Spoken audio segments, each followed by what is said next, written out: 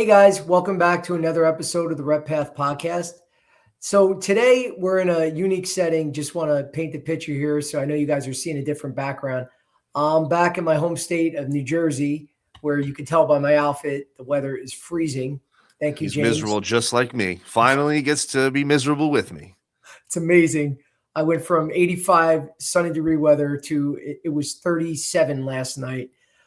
So hence my comfortable hoodie on today. I'm freezing. I can't take it already. I've been here 24 hours and I'm ready to go home. Everything's gray. Everything's dead. Hope you're enjoying it, Joe. Welcome to the real world. Yeah, misery loves company, buddy. Yep, it really does. Thank you. Well, we're at the New Jersey location, so it's a little makeshift today, guys. But we're gonna make it work because today's topic I think is very important for a lot of you guys out there. We're gonna focus on the OR and what do high performing sales reps do in the OR. And one of the common theme, they do these 5 things, and we're gonna break it down and get into the nitty gritty on what makes high performers do well. And the 5 things they do: number 1, they reduce friction.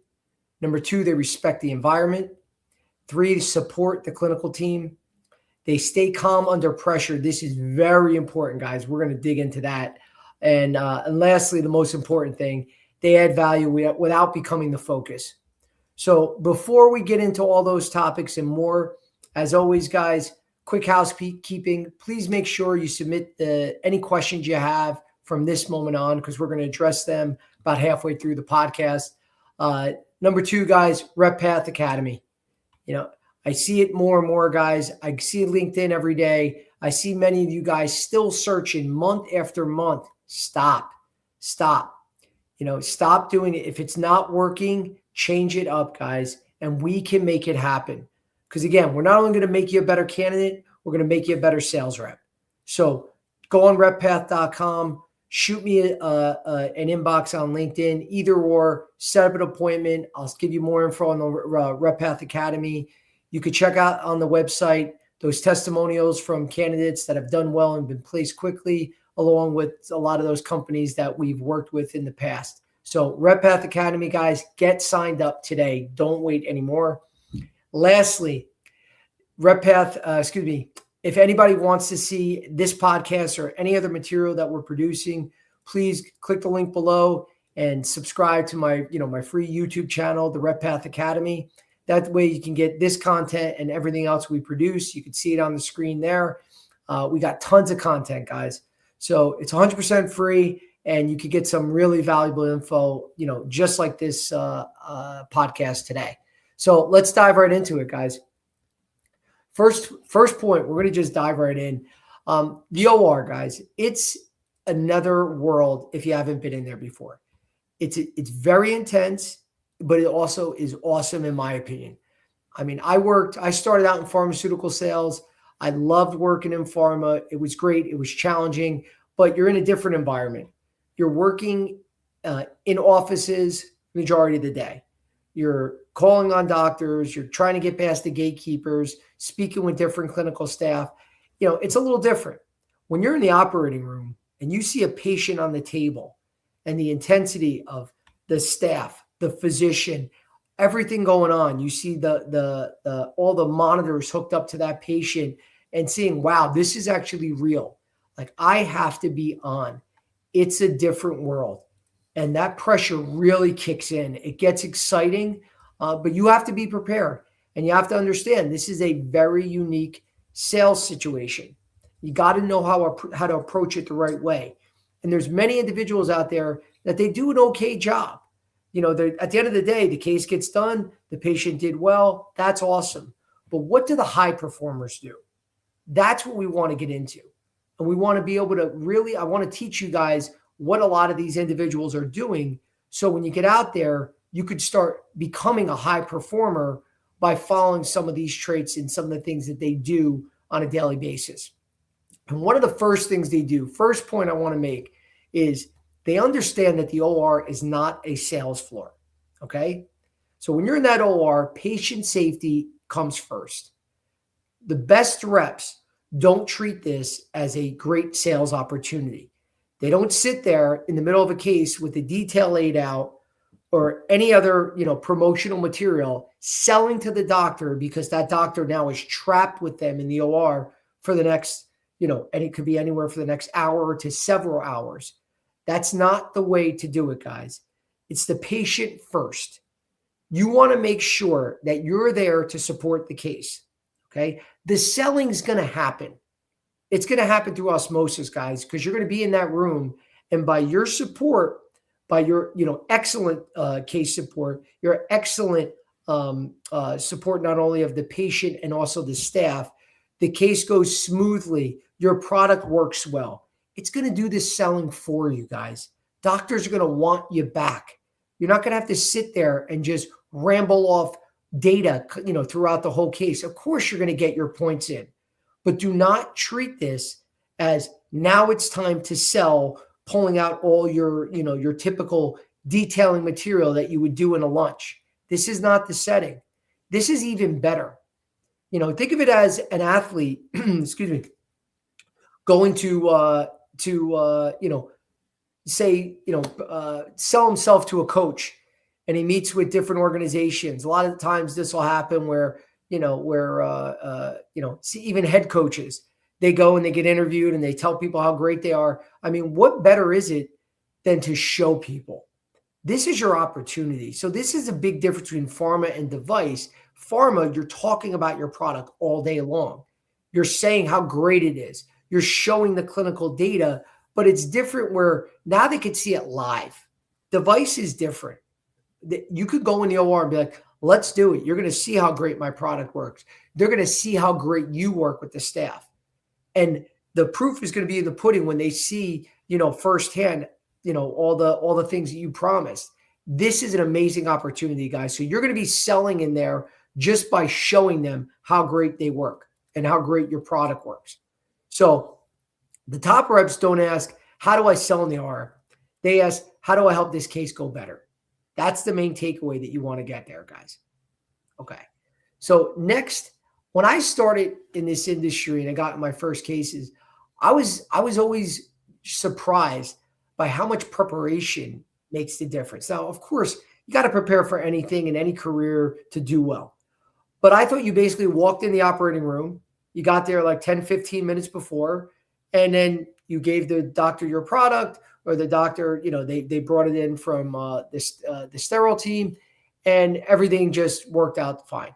It's not the way it works, guys. Preparation is everything. All high performers, they do their homework before the case. Okay, so this, I don't mean just prepping, getting there and prepping and setting up your equipment. Of course, that's important too. And you want to get there ahead of time and speak to the staff. If you speak to patients, if you have patient interaction, you're going to do all that. Make sure you're early. We'll get into that. But I'm talking about really doing their homework. So when the top performers are going to know what the surgeon prefers, what are the procedure steps? What are the details of the product? The implant sizes? What are the backup options?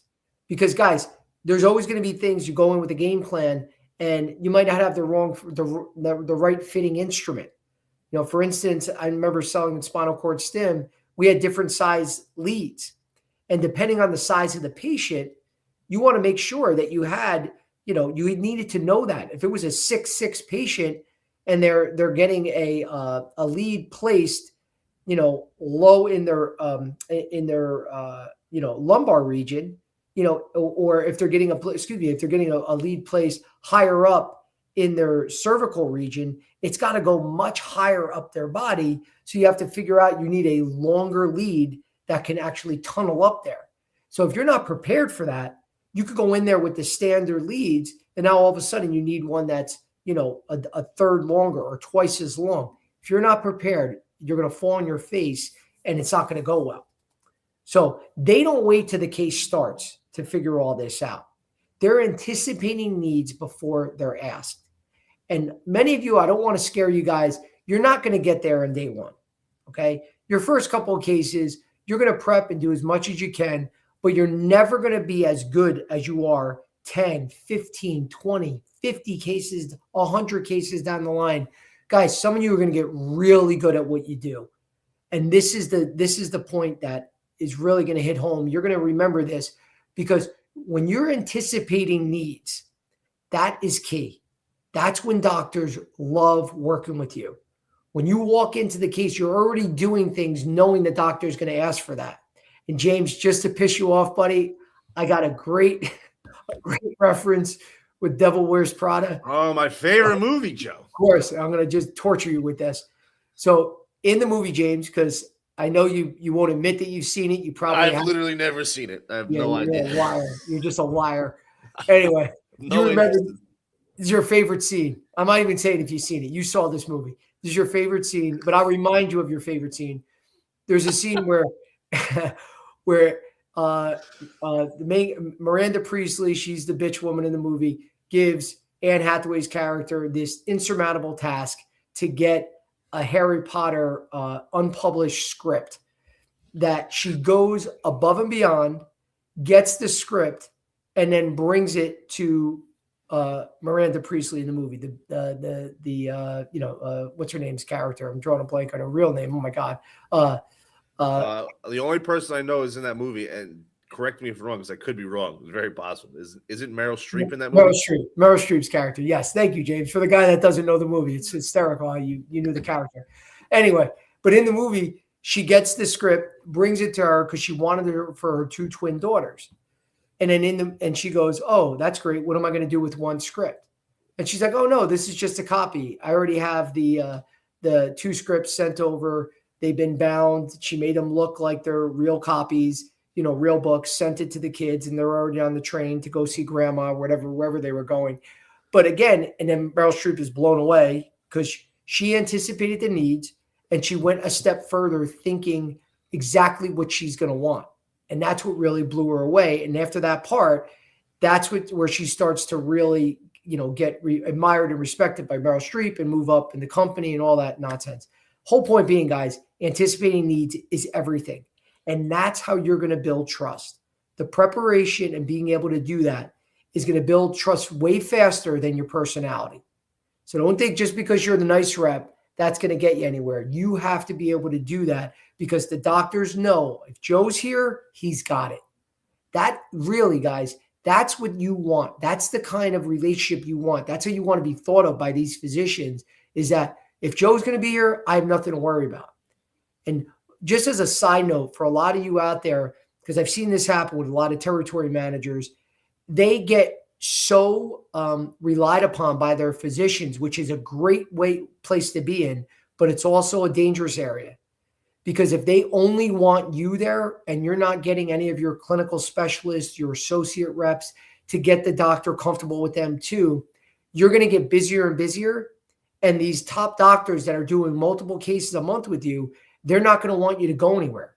They're going to say, no, Joe, when can you be here? And honestly, I've seen this where doctors have worked out scheduling to make sure that specific rep will be there. Guys, that's a bad place to be.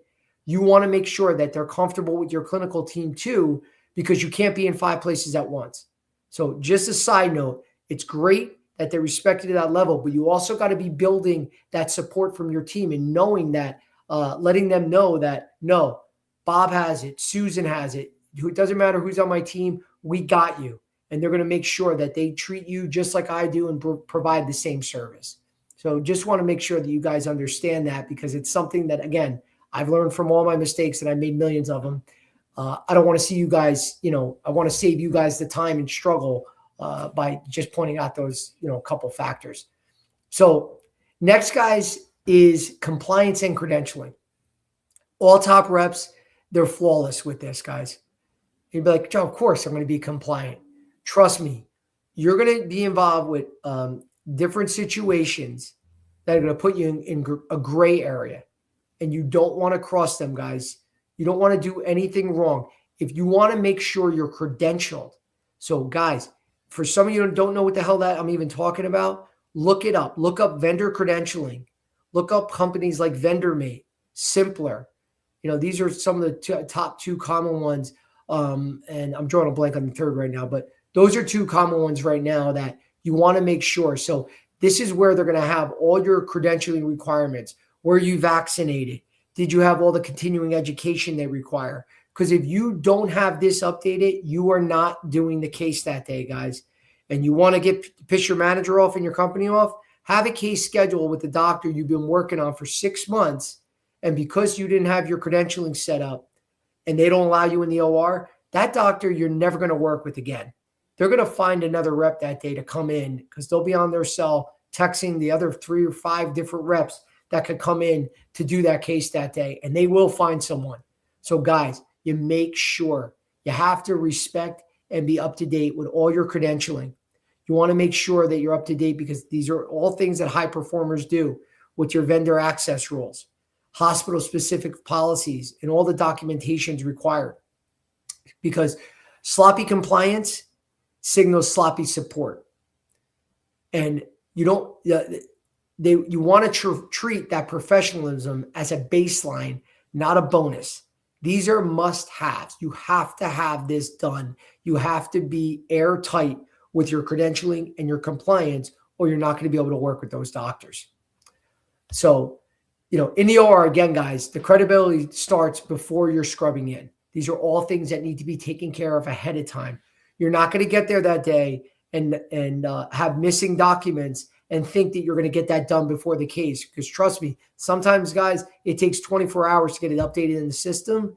And the last thing you want to do is not be up to date. So I am always checking my credentialing, always making sure, because you could say, Joe, this is so stupid. Of course, this is like common sense. Yeah, well, you tell me if you're not paying attention to it, and all of a sudden, whatever credentialing company adds a new form that you had to update, or a new examination that they want you to take, a new continuing ed, and you didn't take it, trust me, guys, you're not getting in the OR that day. So you have to be vigilant. This isn't something you check once a month. You want to be checking it all the time. Okay. Next topic, guys, the sterile field. Okay, now this is common sense, but believe me, when you get in that OR, especially when you first start, a lot of reps don't know what to do, and you have to respect the sterile field. You have to be aware. So you need to know where to stand, when to move. A lot of times you'll see reps, because there's going to be a circulator. There's a circulating nurse and there's a scrub nurse in these cases. The scrub nurse is the one that looks like another doctor dressed in scrubs, has the gown on, the mask, the gloves, everything. They're all in blue. So just remember, blue, you don't touch blue. Blue is the sterile area. You see everything in blue in the OR. That you don't want to touch. You also don't want to be in the way when a circulator, because a lot of times the circulators are opening up and handing them the sterile equipment. You don't want to be standing in front like an idiot as they're trying to hand this off. So you want to make sure you're in the right places. God forbid you don't want to touch anything that can damage that sterile field, because guys, they will stop the case, they will shut everything down, and they'll have to restart. Nightmare. You just cost everyone a ton of money, the hospital a ton of money, and it could be absolutely catastrophic. So again, not scaring you. You'll get used to this. You'll get comfortable, but it's really just, you don't want to be in the way. And you'll see this a lot when reps are during ride-alongs and they're in their first case. There's a lot of times where you'll see older reps, the more experienced reps, like, hey, sit back, come back here, don't go over there, and sometimes it's just, you don't know. So this is something, though, that the high performers, the more you do it, you're going to get better at, because you don't want to drift off in those restricted areas carelessly. And you just want to be aware, because the last thing, the staff, they don't want to babysit you. They don't want to be in there having to keep instructing and telling you where to go. So it's something, this isn't a big deal, because, of course it could be disastrous if you do touch something, but 99.9% of you are not. It's just about knowing where to stand and knowing the space that you want to occupy and the space you want to stay out of. So this next point, guys, is probably one of the most important things. And I see this all the time. You'll see reps that they try to act smart by running the room. And the best reps, they're clinically sharp without acting like that. They know their products inside and out. They can answer the technical questions clearly, quickly. They can guide depending on if they need different sizes, different options, sequences, whatever they need to be done, troubleshooting. And they do it with humility, guys. And that's the key. They don't sit there and over talk. Usually the best reps are the quiet reps, because some people think, well, why isn't he saying anything? Because they're in total control. They know if something comes up, Joe, which size should I use? Oh, use the 2.5 instead of the 5. I would use the longer lead. Use the 70 centimeter instead of the 50 centimeter. Use the 8 French instead of the 7 French. Whatever it is, guys. They know. They don't have to sit there and go, okay, by the way, next step, you want to do this. And then the next step, you guys want to do this. And make sure, because you want to get the bigger one instead of the long one, because we're doing this. And are you guys okay over there? And you got these reps that are just like, they're like a chicken with their head cut off. And they're running around the OR. And all they're doing is making everyone nervous. You don't want to do that shit. It's annoying. It shows you're not in control. Because I talked about this on previous podcasts. I've been in so many cases, guys, where doctors will play music. Again, one of the first cases I was in, doctor was playing, Eric B. and Rakim. It was crushing it, playing old school hip hop, and the guy was phenomenal.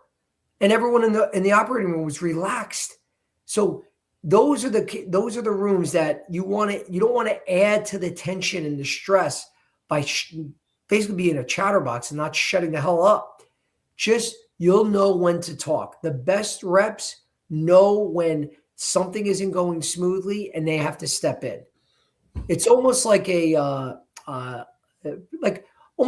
trainer, guys. Or when we all got our driver's license and we went to driver's ed school, and I had a great trainer, nicest guy. He was actually one of our gym teachers. But they have the brake on their side like most of those training cars do. But he made you feel comfortable, and he was there just in case you weren't slowing down. He would press the brake, but he wasn't jumpy like a parent would be. When I trained with my mother or my sister or whoever it was, they were like, Joe, slow down. Joe, do this, do that. And they're making you nervous because they're nervous, because they're not comfortable with you. But obviously the trainer, he drives with these young kids every day. He's calm. He's cool. You want to take that same approach. Be cool, be relaxed. The more that you know, the more you prepare and do all the things we're talking about, you're going to talk less, because you're going to know they don't need me right now. And trust me, it could be a couple of comments throughout a case that makes you be the one that constantly gets called back, as opposed to the one that thinks, I got to keep talking. This is my case. I got to be talking a lot. No, you don't. No, you don't. You're there to support. It's not your case. It's the doctor's case. Don't ever forget that, guys. The doctor has full responsibility in that room. So you're there to respect that and support that and make sure you get the best possible outcomes that you can. Next, guys, along the same lines, very important, communication. Make it brief and clear, okay? So you want to make sure it's short, want to make sure it's relevant, calm, and well-timed. You don't want to fill silence just because you're nervous. So high performers, they know when not to speak. They definitely avoid side conversations and distractions, because at the end of the day, guys, too much talking can disrupt the focus. So you'll see there's times where, especially when it really does happen all the time, where when people are nervous, they talk more. So you'll see reps talking with different staff. A lot of times they'll talk to the anesthesiologist. And remember, you're there. You don't want to be in a conversation with an anesthesiologist that they can trap you into one. I mean, just because they're very calm too, because they know what they're doing. Their patient is safe. They're watching all the monitors. All the vitals are fine. They can talk if they want, but you don't want to be the one that's initiating. All of a sudden, you're talking about how much James's Jets suck, or anything like that that can take you away from. Whoa. I'm just making unnecessary. Our Jets are bad enough. You don't need you in the peanut gallery over here putting them down anymore. Now I want to go to another case right now and just bring that up for no reason with a random doctor. How much do the Jets suck? And James, with his stupid choice for picking a favorite football team out of nowhere. My father. And we'll probably have a good conversation about how bad the Jets suck. But guys, the point being, you don't want to have those side conversations. No, be calm, be cool, and know when to speak. And that brings me up to the next point. Again, these are all working hand in hand. The timing. High performers have excellent timing, and they have that because they understand the flow of the case. They know when their moments are to input, they know when there's moments when their input is welcome, and they know when silence is critical. So to give you a perfect example of this, during cardiac ablations, this is where they're sticking. First, they stick. They'll do a transeptal, where they'll basically go from the right side to the left side of the heart. Now, this is the point in the case that you need absolute silence. The doctors, they don't want to perforate and actually harm the heart and puncture the heart. So they're going in a specific section of the heart, which is the septum, and they go across the septum into the left side from the right to the left. This is always in the room where you'll see it's very silent. Now, some doctors are amazing. They could do this 1, 2, 3. Some doctors, you'll see they struggle with this. The last thing you want to do is to be talking during this part. So you have to make sure you shut the hell up. You're going to know this because every case, this is just one example, every case has these moments. This is where silence is critical. And then there's points in the case where you see a doctor struggling, and that's where it's time for you to provide some input. And that, again, the more you do this, the better you're going to get. So overall, high performers, they read the room well. They know when it's time to take time out. They know it's time to position. All the critical procedural moments, when they put in the implant, and then lastly, when they close. The main thing they do, they never force their input at the wrong time. That's the key, guys. So the takeaway is the right information at the wrong time can still be the wrong move. Just let that sink in, guys. Its timing is everything. During the transeptal, during that case, that is not the time to talk about how great your ablation catheter is.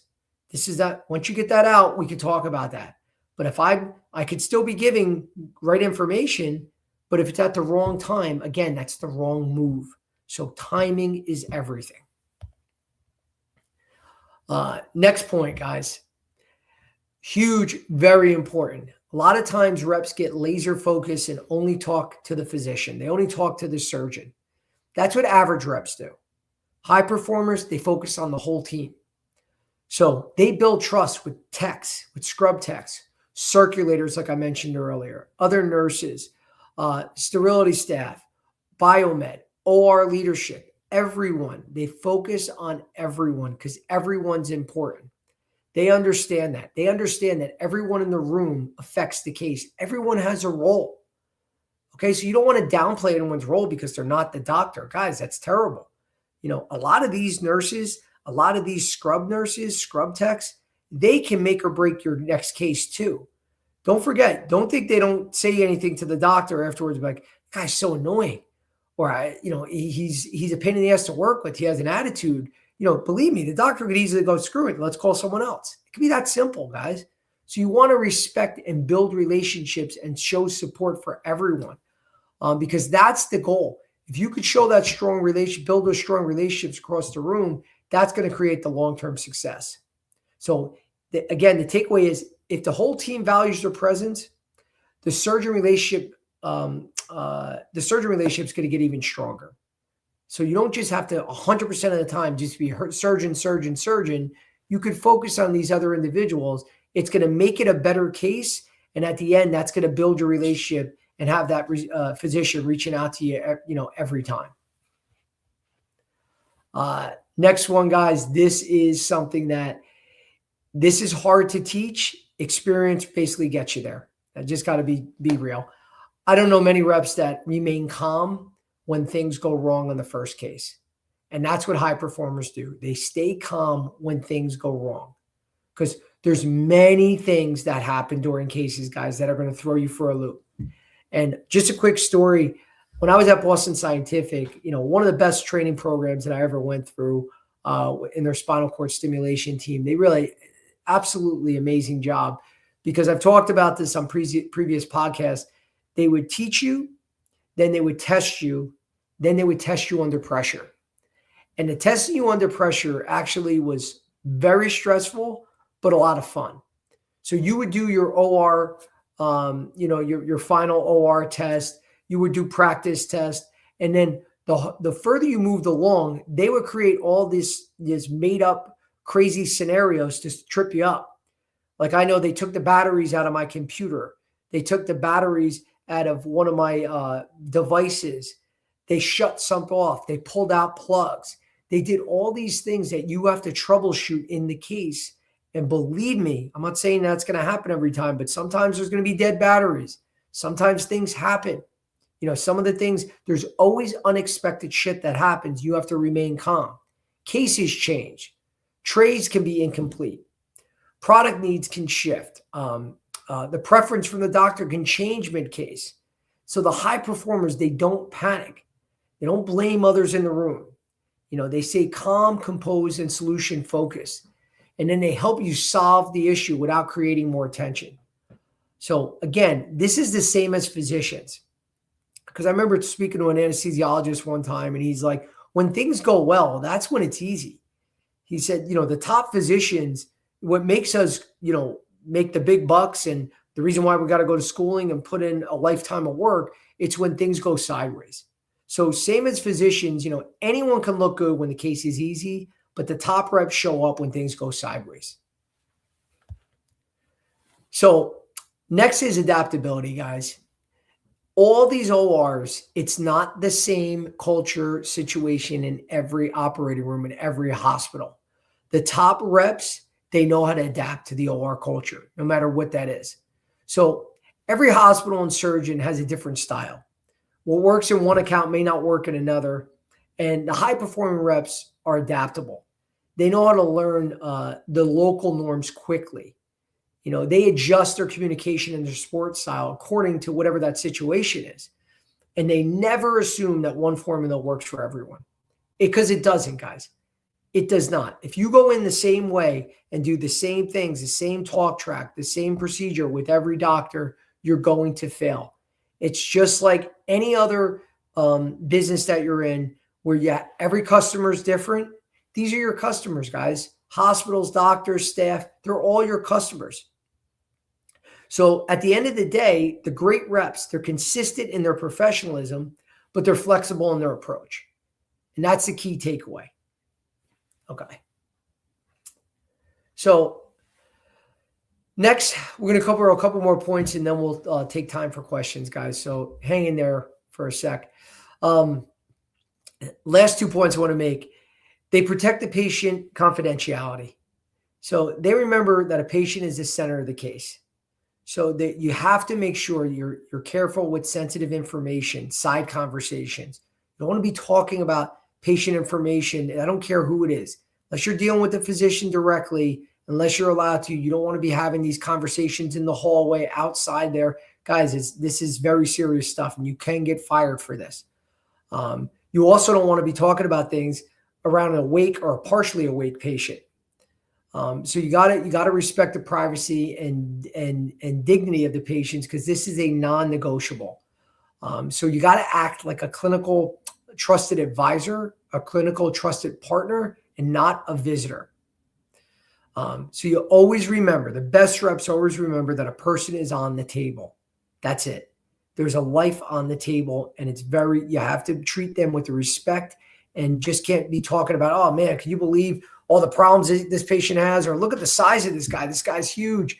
I mean, that's uncalled for, guys. And I've seen these conversations happen, and you don't want to do that, because it could end badly for you, the patient, the physician, everyone. So do not do that. Last topic, guys, and then we'll take some questions. You want to continue your training, and that's what top performers do. They train outside their live case coverage whenever possible. They don't just do live surgeries and that's it.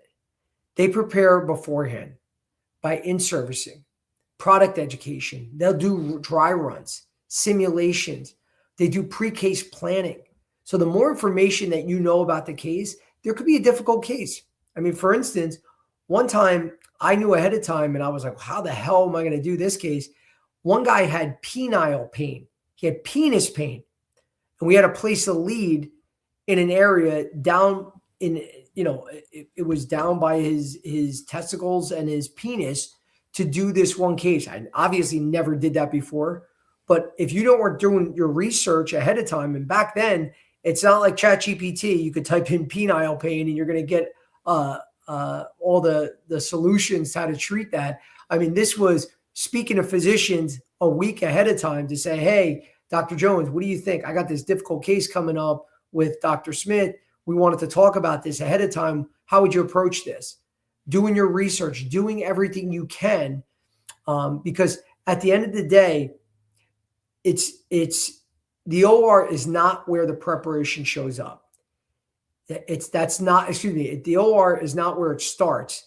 That's where the preparation shows up. So you need to be doing your preparation ahead of time. So the more that you can practice, the more knowledge you can get under your belt, the more research you can do. That's going to always help you stand out. And all high performers, they're constantly improving. They're constantly training, trying to get better. And that's what makes them high performers, just like any other industry, guys. So, but I'm going to take a break now, James. Any questions from the crowd? We got a couple questions, but Joe, I'm sure you were very ready and very excited for your Pisha deal case. I was. I'm sure you were very prepared. Probably knew it inside and out, ready to go. I got Karen Whitfield Davis. When you're a brand new rep walking into your very first OR case, how do you keep your nerves from showing in front of the surgeon and the staff? Yeah, again, this is preparation. So it's a great question, but it's like we talked about earlier. The more unprepared you are, the more nervous you're going to be. So I don't want to sit here and say, guys, you have to be so prepared that you have no nerves whatsoever. You're going to get nervous for anything that you do the first time. All you can do is minimize those nerves. And the best way to do that is practice, is preparation, to know as much about this case, to go do dry runs, to expect the unexpected. What are some of the challenges that can happen during the case? Guys, sometimes shit happens you're not prepared for, but you got to figure it out. But you got to have that steady hand. You can't be shaking and let the doctor know you're nervous. This is one of the keys. You can't get flustered and go, I don't know, doc, I don't know what the hell's going on. No, got to be calm. Have to be calm. But make sure ahead of the case that you have a backup plan.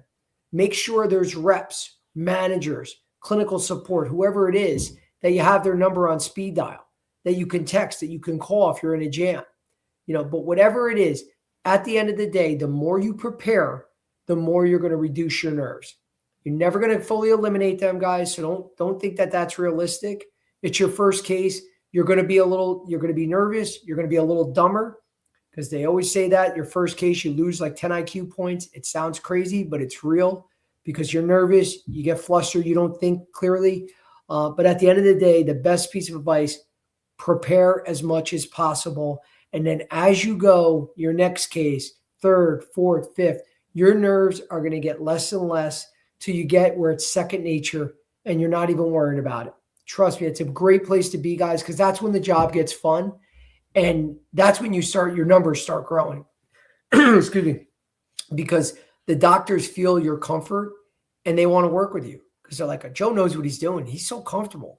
Patients are calm. The staff is calm. I just want to keep working with this guy. And that's where you can really start growing as a sales rep.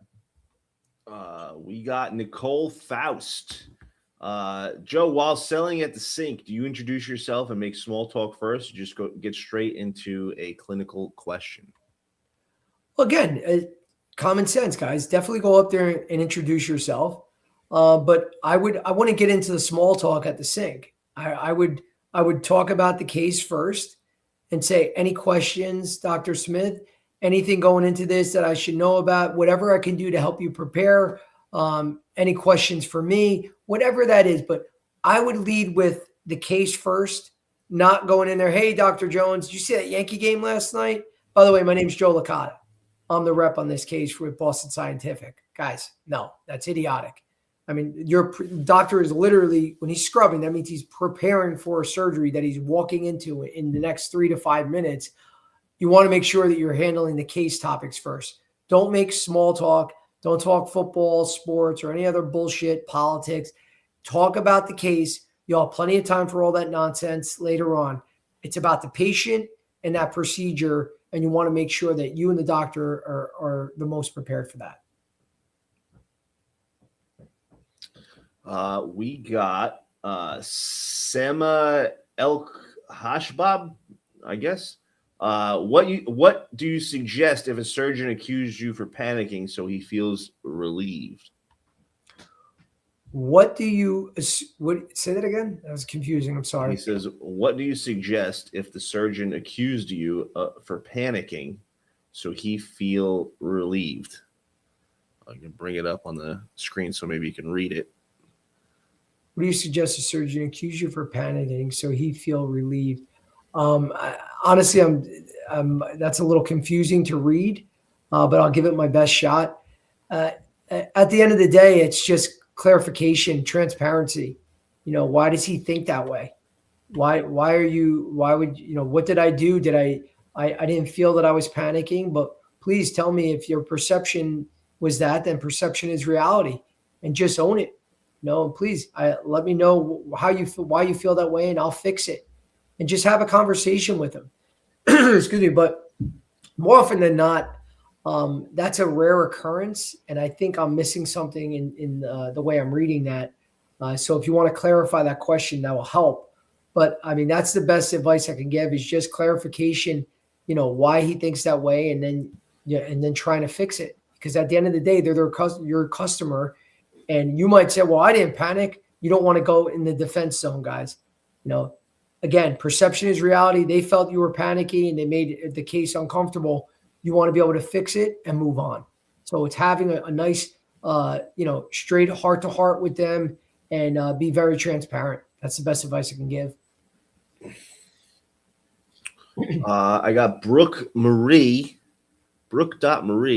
Is it true some surgeons will literally test you on product knowledge mid-case? I've had that happen a couple of times. I've had doctors actually try messing with me. I had this one doctor in Brooklyn. We had a case at NYU downtown, in downtown in Manhattan, and he was a Brooklyn doctor, and he was a ball buster. And he did that he actually did it with one of the reps I was training. And he told the rep, he goes, feel hard this, because they had a blade that basically, gets put through the skin first, so then they can run a lead through to connect to the battery. And it was very sharp at the end. And as a joke, he went to the rep, touch my blade like that, and went out like this. And the rep actually had his hand out. I grabbed their hand. I go, he's just messing with you, because the rep was actually ready to grab a sterile field, which, obviously the doctor would have probably pulled it back if he got too close, but the rep had no idea because the rep was nervous. But he was testing the rep, and he proved to the rep got so nervous, didn't realize you're in a case and you can't touch the sterile field. But sometimes doctors will ask that. Sometimes they'll quiz you and ask you about your competitor. Sometimes they like to do that just to bust balls. And then sometimes they're doing it because they really want to see how much you know. So at the end of the day, guys, prepare. You should know your competition. You should know your product knowledge. If you don't make it up, guys. Again, look, we always say, I don't know, but I'll get back to you. And a lot of times during a case, you could text, you mind if I text my clinical? You mind if I text my manager? Get the answer. That's the end. At the end of the day, get the answer. But if they're just testing to test, still get the answer, but just be prepared. The more you prepare, the more you're going to be ready for these. But these aren't big things that are going to make or break you.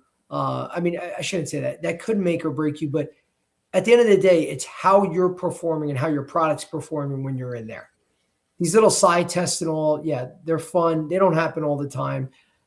At the end of the day, they want to see, did this case go well, and how were the outcomes? Were they good outcomes? We're going to keep working with Joe. If there are poor outcomes, whether it's you or your product, they're not going to want to work with you.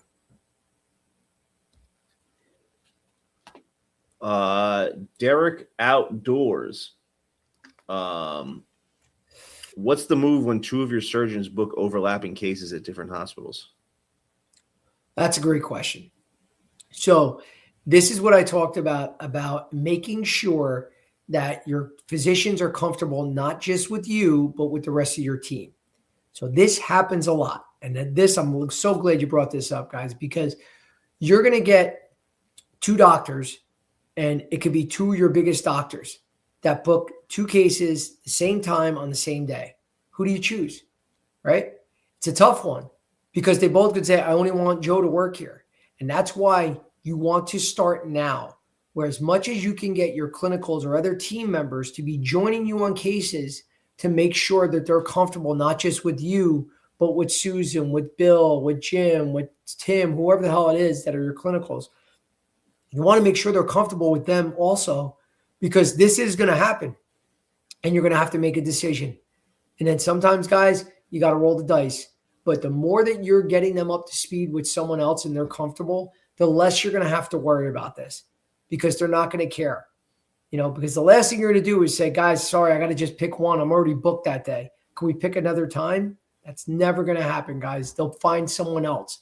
So make sure that you're not always hogging these doctors. What I mean by hogging them, always that top surgeon. Well, Joe, Dr. Jones only wants to work with me. So I'm going to make sure I'm there every case because he doesn't want to work with anyone else. Tough shit.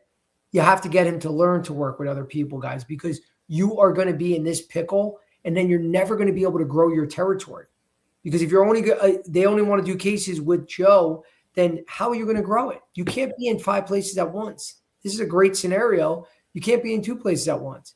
So you have to make sure they're comfortable with the rest of your team.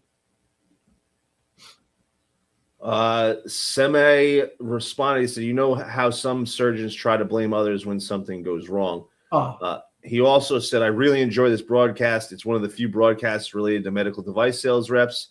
Due to time zone differences, I can't stay following it. Are these episodes recorded and accessible? Yes, and great point, Sema. This is, as we talked about at the beginning of the show, all this is recorded and saved on my YouTube channel.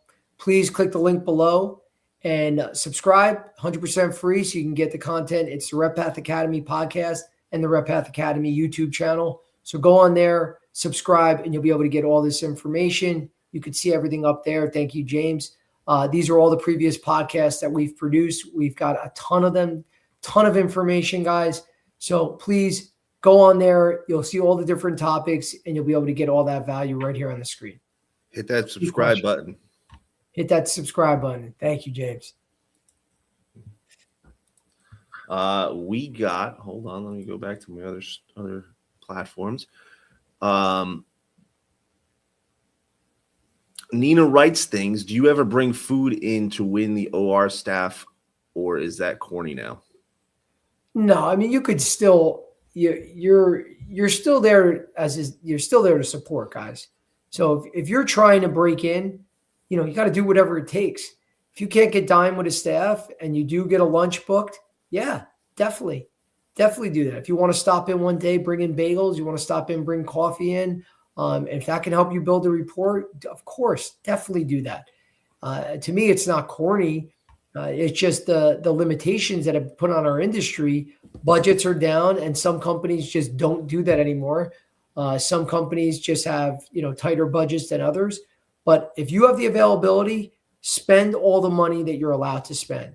I don't care if they give you a bigger budget than another company would. You don't want to go with budget dollars that aren't spent every month or every quarter. Spend everything, guys, because trust me, if you're not spending it, they're going to give it to somebody else, and that rep's going to spend it on your team, and it can help out their territory. So definitely, if you can do it, do whatever it takes to build that rapport and get that business. We got Mike the Grouch 84. Are reps actually allowed to give input during the case, or is that overstepping? 100% not true. You can definitely you're supposed to be giving input during the case. That's what great reps do. What I was talking about before is you don't want to just be a chatterbox and just constantly just throwing out sales tips and features and benefits. Again, this is where everything I talked about comes into play. The timing, knowing when to speak, knowing when to share information, give a suggestion, and jump in when you see someone struggling, as opposed to just rambling on about your products and trying to sell the whole case.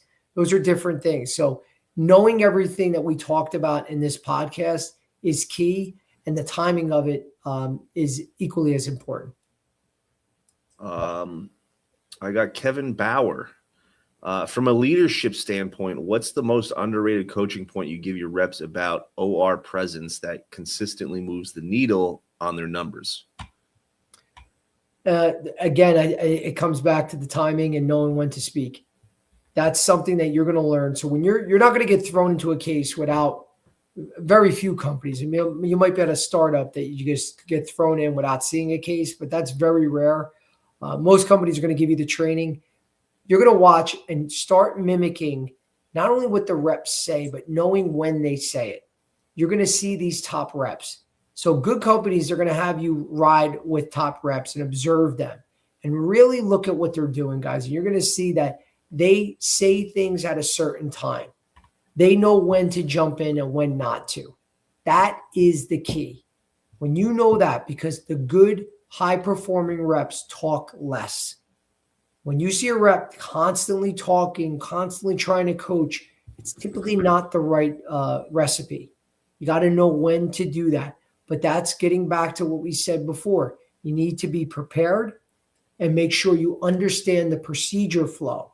When you understand that and understand what the physician's needs, that's key. You might not know it on the first case, but the more you know it, understand that workflow and know when to jump in and when not to. That's one of my main takeaways.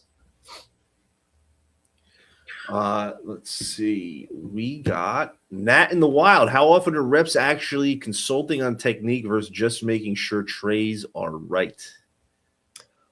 Well, again, it depends. There's some doctors that have done thousands of cases and they're not going to ask you a question. And they're just going to want, depending on the product, they could have done this so many times, just want you to drop off the equipment and they're good. And then there's physicians, could be their first case. So you could be consulting the entire case step by step. So I know, again, working in cardiac ablation, there were doctors I did not have to be there. I was there just to show support, to build the relationship and continue trying to grow that account. But if I left that day or walked out of the case or, had an emergency, it wouldn't matter. The case is still going to go well. Then there were doctors that I literally had to be next to them every move, each catheter move, no matter whatever they did, I basically was instructing them, telling them what to do. And those cases they're a lot of fun because that's when you learn too. And you leave there, guys. This is the one thing about medical device that I can't stress enough. For a lot of you that are excited to get into this industry, and then you're in these cases where you're coaching a doctor, especially someone that, is 20 years older than you, excuse me, has been in this specialty for years. You've been doing this 6 months, and you're helping guide a catheter by your directions in a patient's heart that affects a patient's life. I mean, it used to blow my mind. And you left there when it goes well. There's no better. They can't pay you enough money that can compete with that feeling, because it's the greatest feeling in the world. You feel you have so much self-worth and so much love of the accomplishment that you had that day. For me, it's one of the main reasons why I love med device. We got Tasha the Truth 22. How do you handle a competitor rep trash talking your product to a surgeon while you're standing right there? Yeah, well, you don't want to resort to their level, guys. Anyone that's doing that, trust me, it's like anything else. It's like being in an interview. You don't want to bash another your previous company. When you're speaking to physicians, nobody respects that in the long run. They don't want to hear that all you're doing is saying, you don't want to use XYZ company. They suck. Their catheters suck. This sucks. The reps suck. Guys, nobody wants to hear that. The doctor might sit there and not say anything that day, but keep it professional. Don't drop to their level. at the end of the day, you're going to show them. You're not going to be talking shit. The doctor is going to work with you and see how great you are. And also, I think by you sitting there and not dropping to their level, and then the next time you're speaking to the doctor and be like, I know they were talking about me. Obviously, I'm not going to resort to insulting back. Here's what we do. Here's what I do. And keep it positive about yourself as opposed to bringing up the negatives of others, because no one gives a shit about that. If that ever does happen, that rep to me is only digging their own grave, and it's going to help you out in the long run. But don't get into, dropping to their level and calling them names back or talking nasty about their product. Keep it positive about yourself and your product, and let them, worry about being negative. Harrison H. Hayes, do top performers prep differently the night before a big case, or is it just routine? Well, I would make it routine to prep before every case. So you should know the earlier, the sooner the more prep you can put in, the better. Now, as you get better, excuse me, the first case, you're going to probably want to spend 2 weeks preparing because you're going to be so nervous. You're going to want to make sure it goes well. You might not have 2 weeks. You might have a day to prep. You might find out the day before. It's 3:00 in the afternoon. Joe, we got an 8 a.m. case tomorrow. Oh, shit. Let's go. Right? But use that time as much as possible. But the better that you get, excuse me, you're not going to have to prep as much because it's going to be like second nature, guys. I mean, the first time we drove, you were, again, you practice with your family, you go with, with trainers, do all this shit to make sure you're in their car by yourself for the first time. It's going to be nerve wracking. Now, no one even thinks about it. We've been driving for years. It's the same thing with cases. The more that you get accustomed, you'll understand the workflow, you understand the challenges, the better you're going to get, and you're going to have to spend as much time. I got Curtis Wainwright. How do top performers handle being kicked out of a case or asked to step back without taking it personally? How do top performers get asked? How do they handle getting asked to get kicked out of a case? I would want to know what the hell they did to get kicked out. I mean, that's a red flag right there. They shouldn't be getting kicked out. There should be no reason that a doctor kicks you out of a case. So that's a tough one to answer, because what the hell did you do to get kicked out? That's what I would want to know. So I really can't even answer that because shame on you if you're getting kicked out of a case. You did something wrong. Most doctors are not going to do that. They're gonna want the support there. And if you're getting kicked out, you did something fatal. And I just want to know what the heck that is. I got one more for you, Joe. Stephanie Marie Lozano. When a case goes sideways and a complication happens, what's the role of a great rep in that moment? Being calm. That's the takeaway. Maintain calm, be cool, keep that steady hand. You don't want to freak out. You don't want to let them know you're nervous. And that's going to increase your chance for success. Sorry about that. I got the little guy in the background. Miguel's making an appearance. Yeah, say hi, Miguel. He wants to add to it. He said that too. Keep calm. Like right now, I'm trying to be calm with him in the background. So I hope I'm doing well. But that's the takeaway, guys. Maintain your cool, maintain your calm, and then that's going to increase your chances of success. Awesome. Well, it sounded to me like Miguel was complaining about the New Jersey weather and how cold it was. And he wishes he was in my. He's like, Dad, why are we here? He's miserable. Take me back to Miami. He's miserable. We're in a new space, and we don't have we can't control the quiet time with people knocking on doors and everything. So, but thank you, James. Again, a great show today, guys. I hope you learned a lot, guys. Again, reach out to me. Any of you guys are going to the cases for the first time, any questions, hit me up. Go to RepPath.com or shoot me a DM. We're going to help you break into this industry. We're also going to help you keep improving in your career.